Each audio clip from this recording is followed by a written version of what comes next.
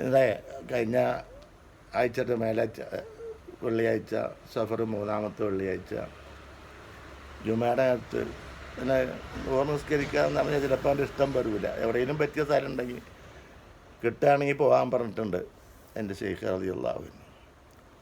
ചിലപ്പോൾ ഒന്നും കിട്ടൂല, അപ്പോൾ പോവില്ല. നമുക്ക് നമ്മളെ മനസ്സിലേക്ക് നമ്മളെ ഷർത്തും പറലൊക്കെ ഒത്തി വരണല്ലോ. അല്ലെങ്കിൽ പിന്നെ ദൂരെ നിസ്കരിക്കുക. ചിലയിടത്തൊക്കെ കയറിയാൽ നിസ്കാരത്തിൽ കൂടും, അപ്പം തന്നെ മടക്കി നിസ്കരിക്കും. അല്ലെങ്കിൽ അവിടുന്ന് വേഗം പോകുന്നു വേറെ എവിടുന്നേലും നിസ്കരിക്കും.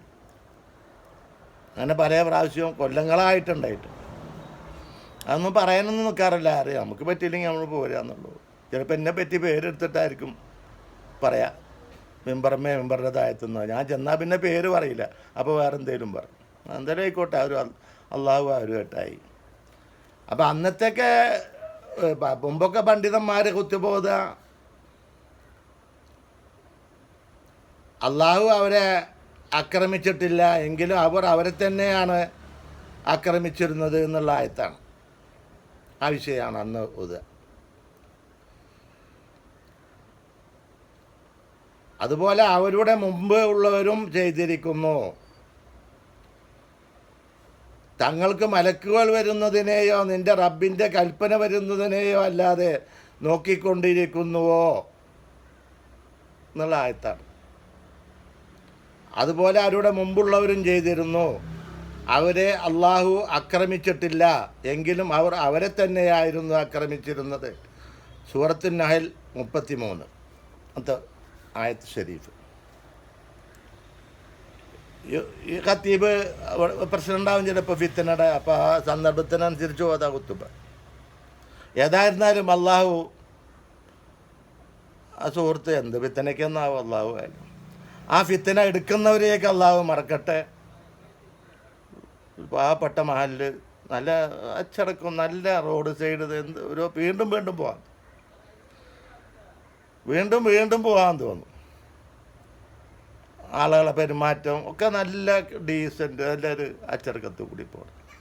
അത് പാവപ്പെട്ടൊരു ഏരിയ. 50 വർഷമായിട്ട് ഞാൻ അറിയുന്ന സ്ഥലമാണ്. മുമ്പ് അവിടെ ജുമയൊന്നും ഉണ്ടായിരുന്നില്ല. അള്ളാഹു അനുഗ്രഹം ചെയ്യട്ടെ.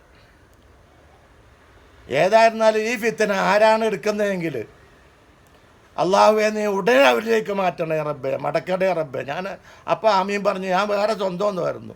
അള്ളാഹ് ഫിത്തനക്കാരാരാണെങ്കിലും അവരെ നീ വെറുതെ വിടരുത് കേട്ടോ, കഠിനമായി ശിക്ഷിക്കണം കേട്ടോ എന്ന്. ഞാൻ അപ്പം തന്നെ വീണ്ടും എൻ്റെ തായായിട്ട് അങ്ങനെ ഫിത്തന ഉണ്ടാക്കാൻ പറ്റും. ഒരു പാവപ്പെട്ട ഒരു ഖത്തീബും ആളുകളൊക്കെ അവിടേക്ക് ഫിത്തന എടുക്കണം. എന്തിനാ?